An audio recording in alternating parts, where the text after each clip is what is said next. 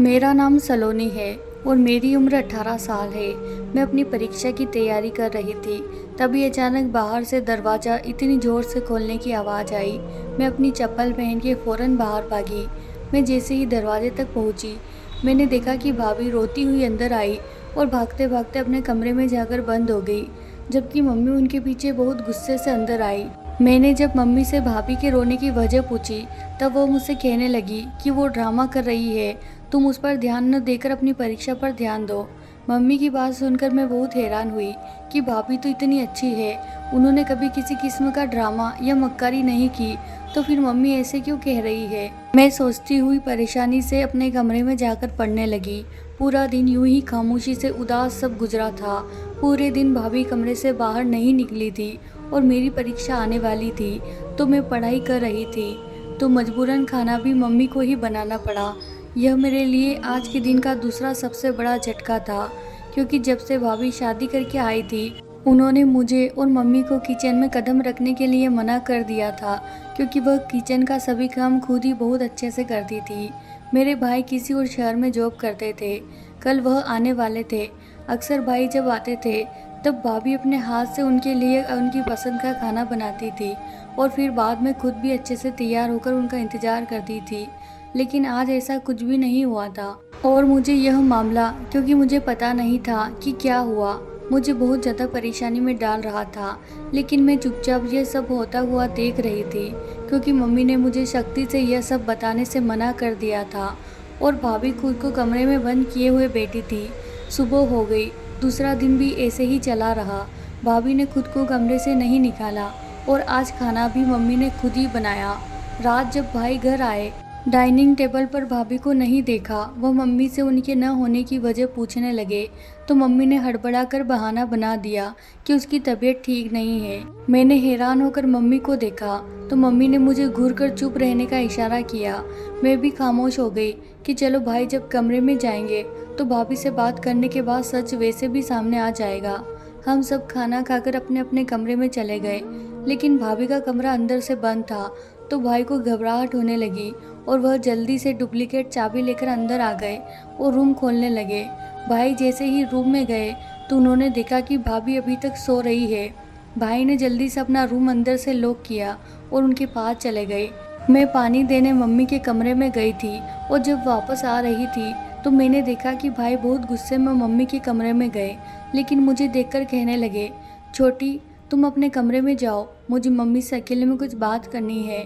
मैं भाई का हुक्म सुनते ही एकदम कमरे से बाहर चली गई, लेकिन मुझे कल से भाभी के रोने की वजह जाननी थी, इसीलिए मैं दरवाजे के पीछे छुपकर उनकी बातें सुनने लगी, जिसको सुनने से मुझे अपने कानों पर शक होने लगा कि शायद मैंने कुछ गलत तो नहीं सुन लिया, कि भला मम्मी ऐसा कैसे कर सकती है। भाई बहुत गुस्से से मम्मी से कह रहे थे कि मम्मी, आपको भगवान का वास्ता, आप मेरी पत्नी की जान छोड़ दे, वह बहुत सीधी है, वह बहुत सुशील है, आप उससे ऐसा काम नहीं करवाए। जब भगवान को हमें संतान देनी होगी तो वह खुद दे देगा। लेकिन मैं अब आपसे कह रहा हूँ कि आज के बाद अगर आप मेरी पत्नी को किसी 2 टके के बाबा या किसी गली मोहल्ले के पंडित के पास ले गई, तो याद रखिएगा, मैं अपनी पत्नी को अपने साथ लेकर चला जाऊँगा और यह घर छोड़ दूँगा। और यह सिर्फ धमकी नहीं है।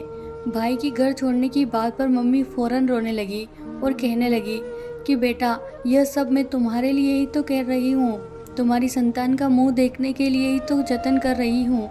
लेकिन बेटा, तुझे अगर नहीं पसंद तो मैं नहीं लेकर जाऊँगी दोबारा उसे। लेकिन बेटा देख, मैं तेरे आगे हाथ जोड़ती हूँ, तू यह घर छोड़कर नहीं जाना। मैं कैसे रहूँगी तुम लोगों के बिना। भाई मम्मी की बात सुनकर ठंडी पड़ गए और मम्मी को गले लगाकर बोलने लगे कि मम्मी, मैं कहीं नहीं जा रहा हूँ, लेकिन याद रखे कि मेरी पत्नी बहुत सीधी, सुशील और पवित्र औरत है। यह सब कुछ बिल्कुल अच्छा नहीं लगता। भगवान के लिए उसे किसी के सामने ना लेकर जाए। मम्मी ने हाँ में सर हिला दिया। भाई उनका माथा चूमकर अपने कमरे में चले गए।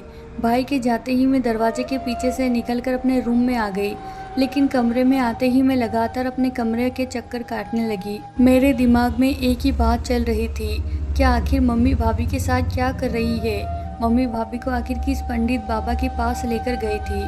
क्यों भाई बार बार एक ही बात किए जा रहे थे कि मम्मी, मेरी पत्नी बहुत पवित्र औरत है, वह यह सब नहीं कर सकती, उसे अच्छा नहीं लगता। कुछ तो गड़बड़ ज़रूर है, कुछ तो दाल में काला है कि मेरे दिमाग में एकदम आया कि कहीं मम्मी भाभी से कुछ गलत काम तो नहीं करवा रही।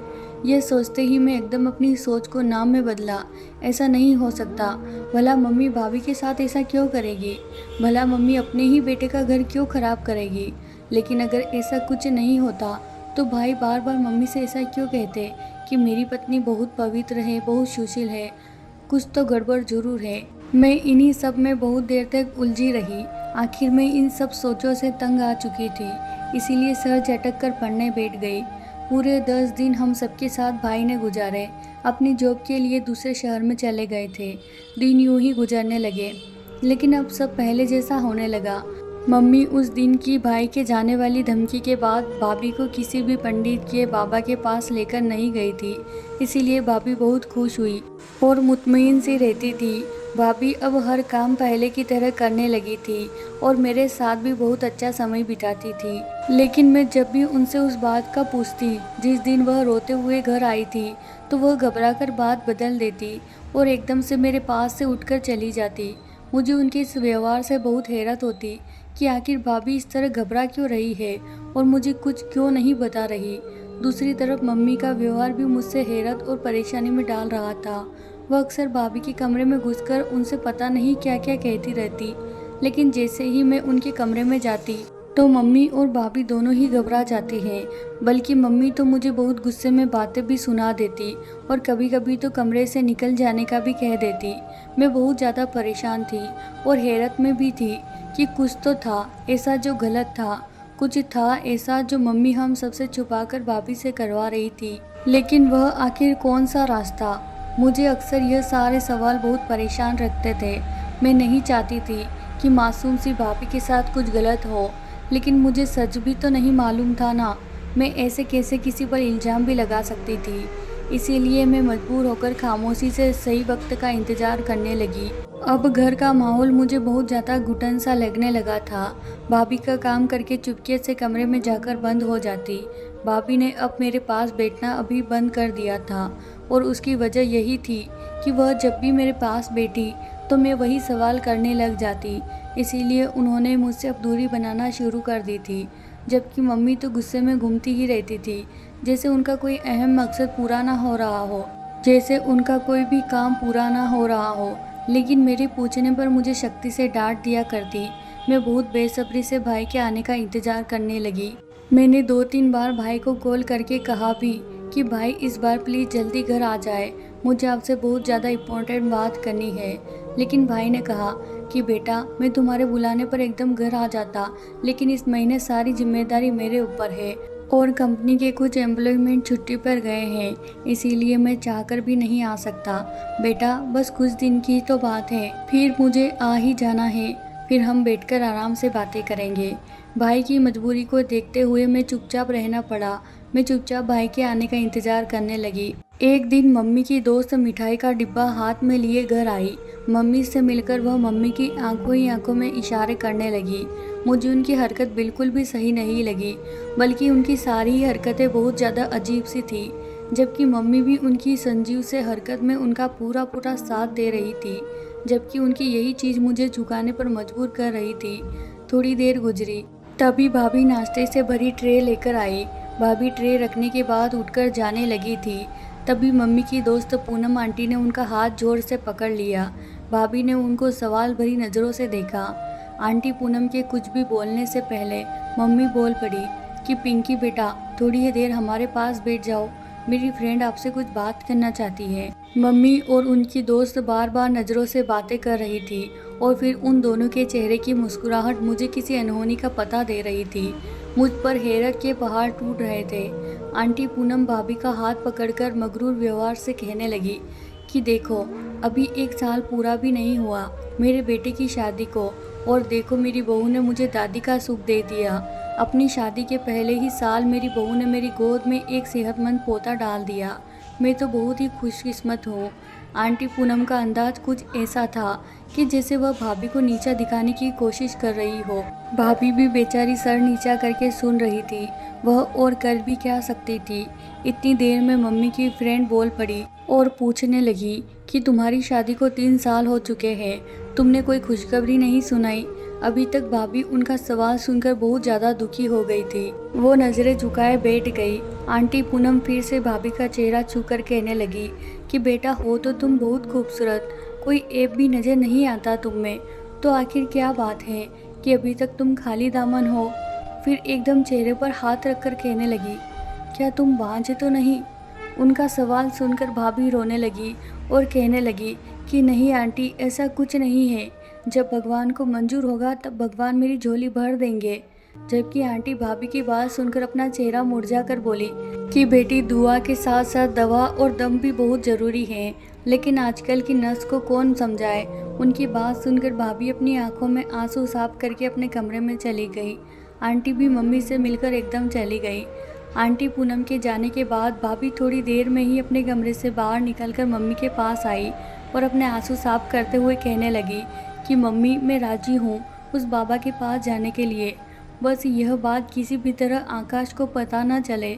मम्मी मुस्कुराकर कहने लगी, यह तो तूने बहुत अच्छा फैसला किया, और भला मैं क्यों बताऊंगी अपने बेटे को। बल्कि तू यह ख्याल रखना कि किसी भी तरह यह बात उसके कानों तक न पहुँचे। भाभी रोते हुए मम्मी से कहने लगी कि बस मुझे अब और बांझ के ताने नहीं सह जाते। बस इसीलिए मैंने यह फैसला कर लिया, और आप बेफिक्र रहिए, मैं किसी तरह यह बात आकाश को पता नहीं लगने दूंगी। भाभी ये कहते हुए और रोते हुए अपने कमरे में चली गई। जबकि भाभी के जाते ही मम्मी भी हंसते हुए अपने कमरे में चली गई। मम्मी का यह व्यवहार मुझे बहुत अजीब लगा कि वाह पूनम, क्या एक्टिंग की है तूने। देख, तेरा नाटक काम आ गया। तेरे जाते ही मेरी बहू मेरे पास आई, वह करने के लिए राजी हो गई जिसके लिए शायद मैं उसे कभी राजी नहीं कर सकती थी। देख पूनम, तेरी एक चाल में ही मेरी बहू बाबा के पास जाने के लिए तैयार हो गई। अरे मुझे तो अभी तक यकीन नहीं आ रहा कि मेरी बहू उन बाबा के पास जाने के लिए मान गई है। मम्मी खुशी खुशी बोले जा रही थी, लेकिन मुझे ऐसा लग रहा था कि मैं और यहाँ पर खड़ी रही तो चक्कर खाकर गिर जाऊंगी। मेरे लिए बस यही सोचने की बात थी कि मम्मी ने भाभी को जिन जाल में फंसाया था, भला मम्मी ऐसे कैसे कर सकती थी। मैं यही सोचती रही और मुझे पूरी रात नींद नहीं आई। मैं पूरी रात बिस्तर पर करवटें बदलती रही और बस यही सोचती रही कि आखिर कल मम्मी भाभी के साथ क्या करने वाली है। सोचने में मगन थी जब मुझे मम्मी के कदमों की आवाज़ सुनाई दी। मैं जल्दी जल्दी उनके दरवाजे से निकलकर एकदम अपने कमरे में आ गई। मम्मी भाभी के कमरे में जाकर भाभी से बोली कि कल शाम को तैयार रहना, हम 5 बजे बाबा के पास चलेंगे। मम्मी और भाभी तो रात का खाना खाकर अपने कमरों में जाकर सो गई, लेकिन मुझसे तो खाना नहीं खाया गया।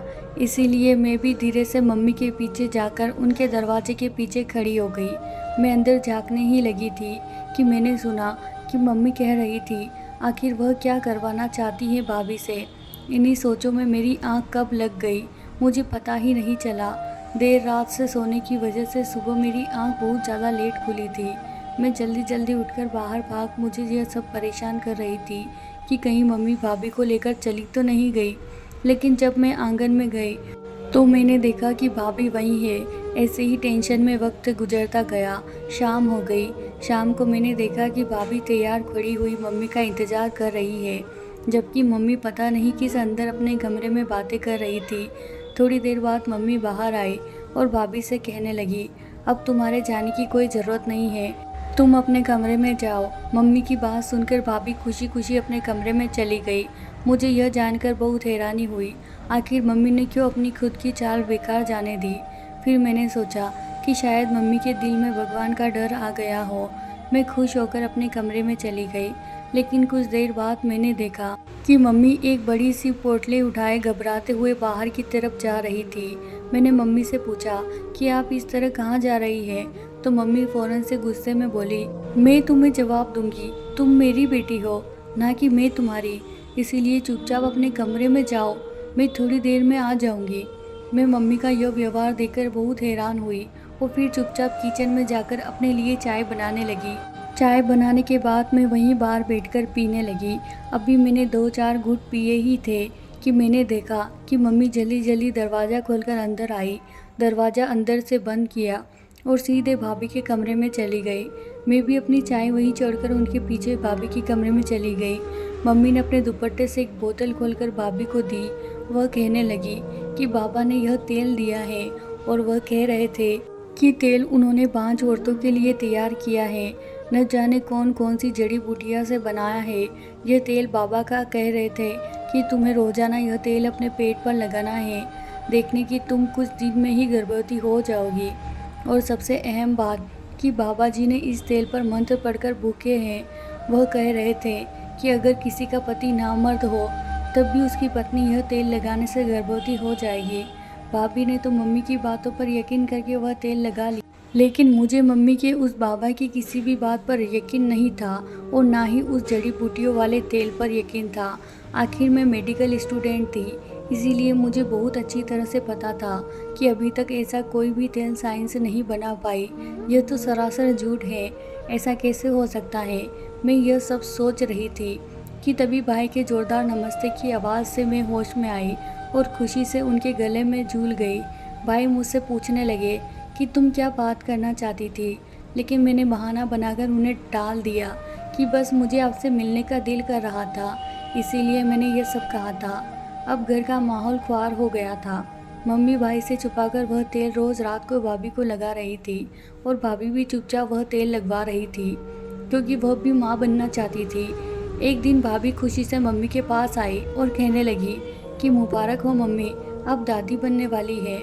मम्मी खुशी से भाभी को गले लगाकर उनके कान में धीरे से बोली कि देखा बाबा जी के तेल का करिश्मा। भाभी जोर से हमसे ऐसे मिलने लगी, लेकिन मेरे लिए ये यकीन करना बहुत मुश्किल था। भला ऐसे कैसे हो सकता है।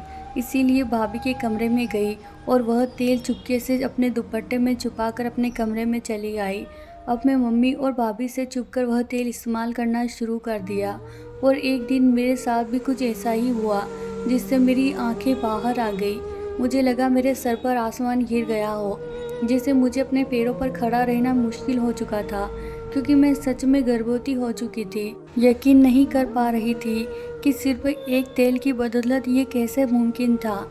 इसीलिए अगले दिन यूनिवर्सिटी जाते हुए मैं वह तेल की बोतल भी अपने साथ ले गई और यूनिवर्सिटी पहुंचते ही मैं सीधा लेबोरेटरी गई और वहाँ के टीचर से बात करके 4-5 एक्सपेरिमेंट टीचर की निगरानी में उसे तेल का टेस्ट करवाया।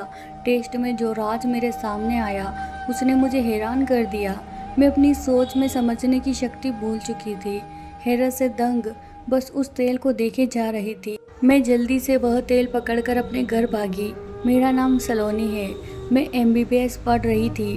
हम 2 बहन भाई हैं। मेरे पिताजी 6 साल पहले इस दुनिया से चले गए। मेरे भाई की शादी मेरे पापा की दोस्त की बेटी से हुई थी। गर्भवती होने के बाद जब मैं तेल टेस्ट करवाने के लिए लेबोरेटरी पहुंची तो मुझे मालूम हुआ कि वह सदा सब गले का तेल है। इसमें किसी भी तरह की कोई जड़ी बूटियाँ या कोई और दवाई शामिल नहीं है।